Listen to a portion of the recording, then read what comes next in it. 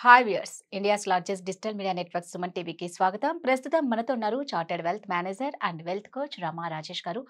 So రిజెక్షన్ని ఎలా handle చేయాలి అంటే, ఎవరన్నా మనల్ని రిజెక్ట్ చేశారు అంటే, ఫర్ ఎగ్జాంపుల్ మనం దానికి డిప్రెషన్లోకి వెళ్ళిపోయి, మనం బాధపడి మన చుట్టూ ఉన్న ఫ్యామిలీ మెంబర్స్ని బాధ పెట్టకుండా మనం దాన్ని ధైర్యంగా ఎలా పోరాడాలి అంటే, ప్రతి ఒక్కరి లైఫ్లో జరిగేది ఇది.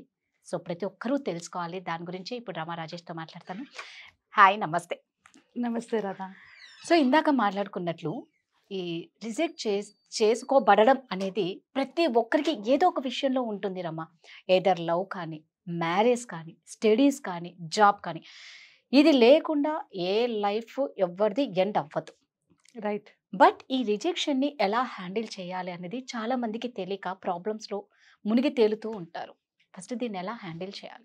ఇది చాలా మంది ఫేస్ చేస్తుంటారు. ఇన్ఫ్యాక్ట్ ఎవ్రీబడి, ప్రతి ఒక్కళ్ళు కూడా ఏదో ఒక పాయింట్లో రిజెక్షన్ని ఫేస్ చేస్తారు. సో ఈ రోజు మనం బేసికల్గా ఫస్ట్ టైం రిజెక్షన్ ఫేస్ చేసినప్పుడు ఎట్లా హ్యాండిల్ చేయాలి అని తెలుసుకుందాం. అందులో కూడా ఫస్ట్ టైం ఇంటర్వ్యూలో రిజెక్ట్ అయినా, లేకపోతే ఫస్ట్ టైం లవ్లో రిజెక్ట్ అయినా, ఇవి చాలా పెయిన్ వస్తాయి. మిగిలిన వాటితో పోల్చుకుంటే ఫస్ట్ టైం రిజెక్షన్ హ్యాండిల్ చేయడం చాలా డిఫికల్ట్ అవుతుంది. సో ఎక్కువ పెయిన్ఫుల్ లవ్ రిజెక్షన్ కాబట్టి నేను దాని గురించి మాట్లాడతాను ఇవాళ. అండ్ వాట్ ఎవర్ నేను ఇక్కడ ఏం చెప్తున్నాను ఇవన్నిటికీ అప్లికేబుల్ అవుతాయి. సో రిజెక్షన్ అనేటప్పటికి ఫస్ట్ మనకు వచ్చింది ఏంటంటే, వాళ్ళు మనని కన్సిడర్ చేయలేదు. ఎవరైనా లవ్లో తీసుకుందాం, నేను ఎవరికైనా ప్రపోజ్ చేశాను, వాళ్ళు నన్ను యాక్సెప్ట్ చేయలేదు అన్నప్పుడు నాకు ఫస్ట్ ఫీలింగ్ ఏంటి? నేను బాగలేనేమో, నేను వర్తి కాదేమో, నేను లావుగా ఉన్నానేమో, నేను తెల్లగా ఉన్నాను, నల్లగా ఉన్నాను. సో ఏదో ఒక క్వాలిటీస్ మనలో లేనివి ఉన్నవి అవి ఎక్కువగా ఊహించుకుంటారు. అది ఊహించుకొని వాళ్ళు దాన్ని ఇంకా ఇంకా దానిపైన ఫోకస్ చేసి ఫస్ట్ వాళ్ళని వాళ్ళు యాక్సెప్ట్ చేయరు. కరెక్ట్. వాళ్ళని వాళ్ళు రిజెక్ట్ చేసేస్తారనమాట. నేను కరెక్ట్ కాదు, నేను ఇలా ఎందుకు పుట్టాను, అండ్ దెన్ స్లోలీ దాన్ని ఒక ఫ్రస్ట్రేషన్లోకి అండ్ స్ట్రెస్లోకి వెళ్ళిపోతుంది. సో మోస్ట్ ఇంపార్టెంట్ ఇక్కడ మనం గుర్తుపెట్టుకోవాల్సింది, రిజెక్షన్కి first and most important is your rejection అన్నది నీకు ఒక ప్రొటెక్షన్ లాంటిది. Protection from a god. నేను ఎందుకో ఎక్స్ప్లెయిన్ చేస్తాను ఇన్ డీటెయిల్డ్గా. బట్ ఈ పాయింట్ గుర్తుపెట్టుకోవాలి, rejection is a protection from God. For example, ఎవరైనా రిజెక్ట్ చేసే ముందు, ఈ లవ్ కానీ ఏదైనా రిజెక్ట్ చేసే ముందు 4 వేస్లో వాళ్ళకి నీకు చూపిస్తారు నేను రిజెక్ట్ చేస్తున్నాను అన్నట్టుగా. 4 డిఫరెంట్ వేస్లో వాళ్ళు బిహేవ్ చేస్తారు.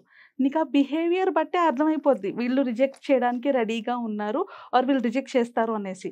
అయినా కూడా మనసు ఒప్పుకోదు. బికాజ్ ఎమోషనల్లీ వాళ్ళ మీద ఇన్వెస్ట్ చేసేస్తాం మనం. ఎమోషనల్లీ వాళ్ళకి కనెక్ట్ అయిపోతాం. దానివల్ల వాళ్ళకి ఇది అవ్వలేక వాళ్ళు ఏంటంటే రిజెక్షన్ని యాక్సెప్ట్ చేయలేకపోతారు. సో ఈ ఫస్ట్ 4 వేస్ ఏంటో తెలుసుకుందాం. సో ఫస్ట్ థింగ్, రిజెక్షన్ ముందు వాళ్ళు ఏం చేస్తారంటే వాళ్ళు యూజ్ చేసుకుంటారు బాగా. నిన్ను ఖచ్చితంగా అంటే వీడు ఎట్లాగో నన్ను వినట్లేదు, నన్ను విసిగిస్తున్నాడు అని they will start using you. Use చేసుకుంటారు. అయిన దానికి నాకు అది కావాలి తీసుకురా, నాకు డబ్బులు కావాలి ఇవ్వు, ఇట్లా ప్రతి దానికి నేను బాగా యూజ్ చేసుకుంటారు. ఇది నోటీస్ చేయరు. వీళ్ళు ఏమనుకుంటారు, లవ్ చేస్తున్నారు అనుకుంటారు. వాళ్ళు ఏం చేస్తున్నారు, నేను యూజ్ చేసుకుంటున్నారు. ఆ డిఫరెన్స్ తెలుసుకోలేరు. సెకండ్ థింగ్, ఇన్సల్ట్ చేస్తారు. అందరి ముందు ఇన్సల్ట్ చేస్తారు, తక్కువ చేసి మాట్లాడతారు. ఎలా వదిలించుకోవాలో తెలియట్లేదు, వాళ్ళు ఏం చేస్తారు, సో తక్కువ చేసి మాట్లాడతారు. సో తక్కువగా ట్రీట్ చేయడం, అందరి ముందు నేను కామెంట్ చేయడం ఆర్ ఏదైనా అని హర్ట్ చేయడం, ఇలాంటివి చేస్తూ ఉంటారు. థర్డ్ స్టేజ్కి వచ్చేటప్పటికి అబద్ధాలు చెప్తూ ఉంటారు. వాళ్ళు బిజీగా లేకపోయినా నేను బిజీగానే ఉన్నాను, నేను ఇలా ఉన్నాను, ఆర్ నేను తర్వాత మాట్లాడతాను, నాకు ఒంట్లో బాగాలేదు, ఇలా అబద్ధాలు చెప్పడం స్టార్ట్ చేస్తారు.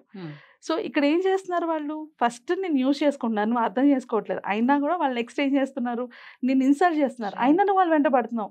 థర్డ్ స్టేజ్కి వచ్చేటప్పటికి ఇంకా అబద్ధాలు చెప్పడం స్టార్ట్ చేశారు. ఇంకెన్ని అబద్ధాలు అంటే అన్ని అబద్ధాలు, ఇది నాకు కరెక్ట్ కాదు అట్లా. ఇంకా లాస్ట్ స్టేజ్కి వచ్చేటప్పటికి ఇగ్నోర్ చేస్తారనమాట. నువ్వు ఒకళ్ళు ఉన్నావని కూడా పట్టించుకోరు. వీళ్ళకి సడన్గా ఇదేంటి, ఇంతవరకు బాగానే ఉన్నారు కదా, సడన్గా ఏమైంది అని అనుకుంటారు. దీని తర్వాత దే విల్ టెల్ యూ నేను రిజెక్ట్ చేస్తున్నాను, నాకు ఇష్టం లేదని అక్కడ చెప్తారు వాళ్ళు. సో ఈ ప్రాసెస్ అంతా అయిన తర్వాత నీకేం అర్థమైంది, వాళ్ళు నిన్ను ఎంత తక్కువగా వాల్యూ చేస్తున్నారు, నీ వాల్యూని కంప్లీట్లీ డిగ్రేడ్ చేసేసారు వాళ్ళు. సో అలాంటి వాళ్ళతోని నువ్వు వాళ్ళ వెంటే పడి నేను ఫ్యూచర్లో నేను వాళ్ళతోనే ఉంటాను అని అనుకుంటే ఫ్యూచర్ అంతా ఎలా ఉంటుంది నీది? హౌ హారబుల్ నీ లైఫ్. నిన్ను యూజ్ చేసుకోవడమే కాకుండా నిన్ను విపరీతంగా ఇన్సల్ట్ చేసి అందరి ముందు నవ్వులు పాలు చేస్తుంటే నీ లైఫ్ ఎంత హారబుల్గా ఉంటుంది. సో వాళ్ళు ఇప్పుడు రిజెక్ట్ చేయడం ఎంత పెద్ద ప్రొటెక్షన్ నీకు. It is better. ఇప్పుడే నువ్వు బయటికి వెళ్ళిపోవడం కష్టమే, ఈజీ అని నేను చెప్పను. బట్ ఇదే టైం నువ్వు అర్థం చేసుకోవాల్సింది ఏంటంటే this person is not for me, వీళ్ళు నాకు కాదు అని నువ్వు ఎప్పుడైతే అర్థం చేసుకోగలిగావో ఇక్కడి నుంచి బయటపడడం సులువు అవుతుంది. ఇన్ఫ్యాక్ట్ నన్ను అడిగితే ఎప్పుడైతే నీకు ఇవన్నీ కనబడుతున్నాయి, ఒకళ్ళు యూజ్ చేసుకుంటున్నారు, అబద్ధాలు చెప్తున్నారు, నేను ఇన్సల్ట్ చేస్తున్నారు, ఆ టైంలో వాళ్ళు రిజెక్ట్ చేయడం కన్నా ముందు మనమే రిజెక్ట్ చేయాలి వాళ్ళని. బికాజ్ అర్థమవుతుంది కదా వాళ్ళకి ఇంట్రెస్ట్ లేదని, అయినా వెంట పడుతున్నావు అంటే ఏంటి, నువ్వు నీకు వాల్యూ తగ్గించుకుంటున్నావు. నీ వాల్యూని నువ్వు తగ్గించుకోబట్టి వాళ్ళు నీకు వాల్యూ ఇవ్వటం లేదు. లైక్ నేను తిడుతున్నా నా వెంటే పడతాడేంటే బాబు, నా వాళ్ళు చాలా మంది ఉన్నారు. ఎందుకు అంటే నా వాల్యూ నేను తగ్గించుకుంటున్నాను కాబట్టి వాళ్ళకి అవకాశం ఇస్తున్నాను కదా. ఫస్ట్ మనం తెలుసుకోవాల్సింది రిజెక్షన్ టైంలోని నాకు నేను ఉండాలి, I should be there for me. Next నాకు కావాల్సింది అంటే ఇది ప్రొటెక్షన్, ఇది నా మంచిగా జరిగిందని నేను ఎప్పుడైతే తెలుసుకుంటానో దాన్ని సెకండ్ లెవెల్ రియలైజేషన్. నేను ఏం మిస్టేక్ చేశాను ఆర్ ఆ పర్సన్కి నాకు ఏం నప్పలేదు. ప్రతి ఒక్కరికి different types of love languages ఉంటాయి. అంటే ఇప్పుడు నాకు మాట్లాడడం ఇష్టం, అవతల వ్యక్తికి గిఫ్ట్స్ ఇష్టం. సో నేను వెళ్ళి మాట్లాడుతూ ఉంటే వాళ్ళేమో ఇది ఎప్పుడు మాట్లాడే గిఫ్ట్ కూడా తేదని అవతల వాళ్ళు అనుకుంటారు. సో వాళ్ళ లవ్ లాంగ్వేజ్ అది, నా లవ్ లాంగ్వేజ్ ఇది. సో నాకు అర్థం కావాలి ఏంటి, ఎందుకు నాకు ఆ పర్సన్కి సెట్ అవ్వలేదు అని రియలైజ్ అవ్వాలి. వాట్ ఈస్ ద రీజన్, ఇది నాకు ఎందుకు వర్కౌట్ అవ్వలేదని. ఎప్పుడైతే నేను రియలైజ్ అయ్యాను ఇది నాకు వర్కౌట్ అవ్వట్లేదు, ఇది నాది కాదు అని నేను రియలైజ్ అయ్యాను, నాకేంటి కావాలని క్లారిటీ నాకు అక్కడ వస్తుంది. నీకు ఎప్పుడైతే ఆ క్లారిటీ వచ్చిందో నెక్స్ట్ నువ్వు తీసుకోబోయే డెసిషన్లోని అది చాలా హెల్ప్ అవుతుంది. ఇట్ విల్ గివ్ యూ అంటే ఇప్పుడు ఫస్ట్ ఇంటర్వ్యూలోని నా ఎగ్జాంపులే చెప్తాను. నేను నా ఫస్ట్ జాబ్ని క్రాక్ చేయడానికి ముందు నేను 14 రిజెక్షన్స్ని ఫేస్ చేశాను ఇంటర్వ్యూస్లోని. అది నేను కావాలని వెళ్ళి చేసినవి. ఎందుకంటే నాకు ఒక టార్గెట్ ఉండే, నేను కంపల్సరీగా నా ఫస్ట్ శాలరీ ఒక 15,000 or 14,000 తెచ్చుకోవాలి అని ఒక టార్గెట్ ఉంది నాకు. సో నేను ఆ టార్గెట్ రీచ్ అవ్వాలంటే అసలు ఇంటర్వ్యూలో ఏం క్వశ్చన్స్ అడుగుతారో నాకు తెలియదు కదా.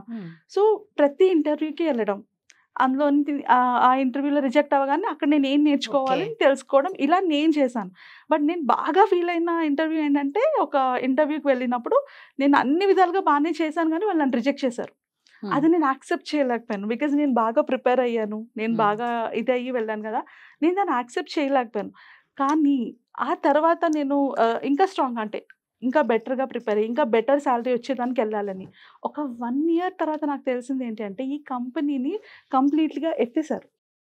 సత్యం కంప్యూటర్స్ ఆ ఇంటర్వ్యూకి నేను వెళ్ళినప్పుడు ఇది జరిగింది. సో నాకు ఆ టైంలో చాలా పెయిన్ఫుల్ అది ఒక రిజెక్షన్ రావడం. కానీ ఫ్యూచర్లో చూసుకుంటే అది నాకు ఒక ప్రొటెక్షనే కదా. ఆ పర్టికులర్ కంపెనీలో నేను ఉంటే నా జాబ్ పోయిండేదేమో, లేకపోతే నాకు శాలరీ తగ్గిపోయేదేమో, ఇంకేమైనా ఆప్షన్స్ అయ్యేవి కదా. సో నన్ను అక్కడి నుంచి నేను ప్రొటెక్ట్ అయ్యాను కాబట్టే కదా నేను వేరే కంపెనీకి వెళ్ళగలిగాను. సిమిలర్లీ మ్యారేజ్ విషయంలో కూడా నాకు ఇదే జరిగింది. నాకు ఆల్మోస్ట్ ఒక 15 to 18 రిజెక్షన్స్ అనమాట. అంటే నేను రిజెక్ట్ చేసిన కొన్ని, నన్ను రిజెక్ట్ చేసిన కొన్ని. బట్ వీటన్నిటిలోంచి నేను తెలుసుకున్నది ఏంటి అంటే నాకు ఎలాంటి హస్బెండ్ కావాలి, ఆ క్లారిటీ నాకు ఆ రిజెక్షన్స్ నుంచి వచ్చాయి. లిటరలీ నేను మ్యారేజ్ చేసుకునే టైంకి నేను ఒక 10 points రాసుకున్నాను, నా హస్బెండ్లో ఈ క్వాలిటీస్ ఉండాలి అని. అందులో 9 మ్యాచ్ అయిన హస్బెండే నాకు వచ్చారు. ఎందుకు జరిగింది, నేను ఎక్కడైతే రిజెక్షన్ని అది నాకు ఒక ప్రొటెక్షన్ కింద అనుకొని తర్వాత రియలైజ్ అయ్యి దాని నుంచి ఒక క్లారిటీ తెచ్చుకోవడం వల్ల. సో ఇది ఒక process. But at the same time rejection is a painful thing. ఇంత ఈజీగా జరిగిపోతుంది అని నేను అన్నాను. కానీ నీకు 2 choices ఉంటాయి. ప్రతి సిచ్యువేషన్లో కూడా ప్రతి ఒక్కరికి 2 choices ఉంటాయి. ఒకటి ఇక్కడి నుంచి నేను ఏం చేస్తే నేను బాగుంటాను, లేదా ఇక్కడి నుంచి దీన్నే ఫీల్ అయ్యి నేను బాగుపడకూడదు. నేను ఇక్కడ ఉన్నాను, నాకైతే పైకి ఎక్కడానికి ఛాన్స్ ఉంది, కింద పడిపోవడానికి ఛాన్స్ ఉంది. ఇక్కడ ఈ రిజెక్షన్లో నేను చూస్ చేసుకున్న చాయిస్ బట్టి నా లైఫ్ అంతా డిపెండ్ అవుతుంది. సో అక్కడ 2 days 3 days ఏడ్చేసాయి, but get over with it. మొత్తంగా వదిలేయాలి. ఎంత బాధ అయితే అంత బాధ అనిపించి తిడతావా, వెళ్ళి ఫోన్ చేసి తిట్టే అయిపోయింది ఎండ్ అంతే. అప్పుడు ఏం జరుగుతుందంటే మోస్ట్ ఆఫ్ ద టైం మనం ఆ రిజెక్షన్ని ఎప్పుడైతే అప్పటికప్పుడు క్లియర్ చేసుకుంటామో నీ ఫోకస్ నెక్స్ట్ లెవెల్కి షిఫ్ట్ అవుతుంది, నీకు ఒక క్లారిటీ వస్తుంది. ఈ క్లారిటీ నీకు ఫ్యూచర్లో చాలా హెల్ప్ అవుతుంది. లైక్ ఐ సెడ్, ఇప్పుడు ఈరోజు నేను కావాలి అనుకున్న సంబంధం నాకు అవ్వకపోవడం వల్ల వాట్ ఐ ఫీల్ ఈజ్ ఈరోజు నేను ఇలా వచ్చి మాట్లాడగలుగుతున్నాను, నాకు సపోర్టివ్ హస్బెండ్ దొరికారు కదా. ఒక సపోర్టివ్ హస్బెండ్ దొరికారు, ఒక సపోర్టివ్ ఫ్యామిలీ దొరికింది.